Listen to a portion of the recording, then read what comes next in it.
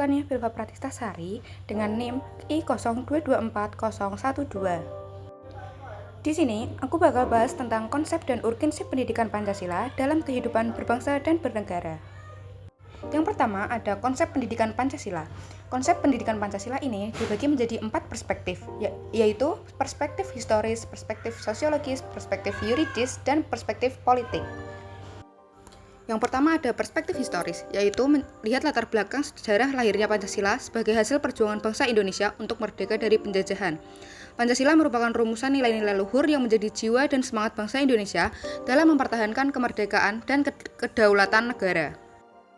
Kedua ada perspektif sosiologis, yaitu melihat Pancasila sebagai pandangan hidup bangsa Indonesia yang mencerminkan keberagaman suku, agama, budaya, dan adat istiadat yang ada di Indonesia. Pancasila merupakan jembatan yang menghubungkan berbagai perbedaan tersebut dalam semangat Bhinneka Tunggal Ika. Lalu yang ketiga ada perspektif yuridis, yaitu melihat Pancasila sebagai dasar negara Indonesia yang tertuang dalam pembukaan Undang-Undang Dasar Negara Republik Indonesia tahun 1945. Pancasila merupakan landasan konstitusional yang mengatur sistem pemerintahan, hak dan kewajiban warga negara, serta hubungan antar negara dan masyarakat. Lalu yang terakhir ada perspektif politik, yaitu melihat Pancasila sebagai ideologi negara Indonesia yang menjadi acuan dalam penyelenggaraan kehidupan berbangsa dan bernegara.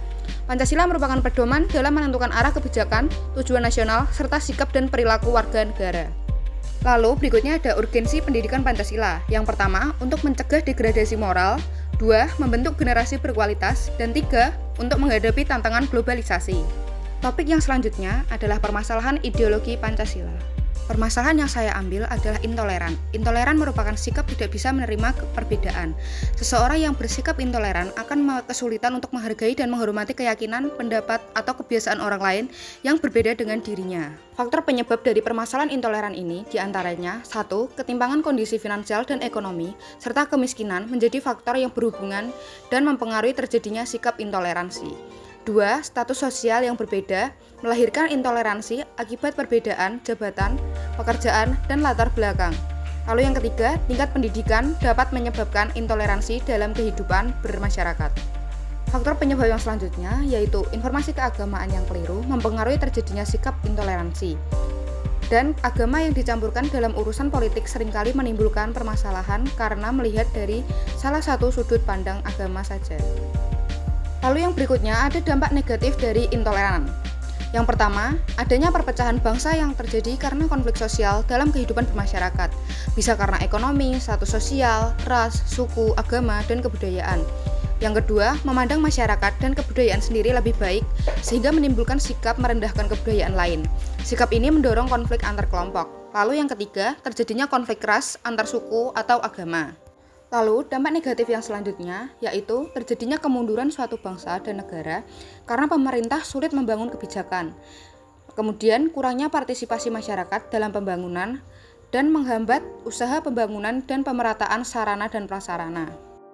Topik yang berikutnya ada solusi eksistensi dan implementasi nilai-nilai Pancasila. Solusi yang pertama, menguatkan pendidikan karakter. Pendidikan formal dan non-formal harus menekankan nilai-nilai Pancasila melalui kurikulum berbasis karakter. Menanamkan nilai toleransi, gotong royong, dan keadilan sejak dini. Lalu yang kedua, literasi media.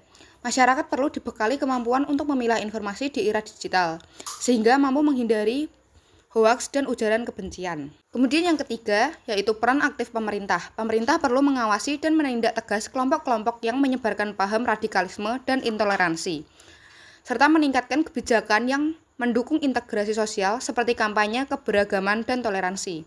Lalu yang keempat, penguatan komunitas lokal, yaitu komunitas harus dilibatkan untuk membangun dialog antar agama dan antar budaya guna mendorong harmoni sosial. Lalu yang terakhir ada kesimpulan. Pancasila adalah dasar negara yang penting untuk menjaga keberagaman, persatuan, dan keadilan. Namun, tantangan seperti intoleran sangat mengancam. Upaya untuk menyelesaikan masalah-masalah yang terjadi dapat melalui pendidikan, literasi, dan peran generasi muda agar Pancasila tetap relevan dan mampu membangun Indonesia yang bersatu dan sejahtera.